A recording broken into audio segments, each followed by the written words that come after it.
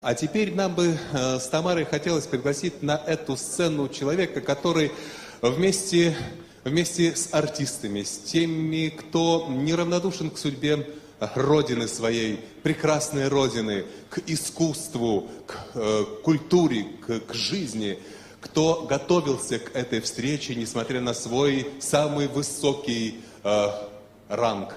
Президент Республики Ингушетия, председатель Совета Ассоциации экономического взаимодействия субъектов Южного федерального округа Российской Федерации, член Государственного совета Российской Федерации, генерал Мурат Магомедович Зязиков.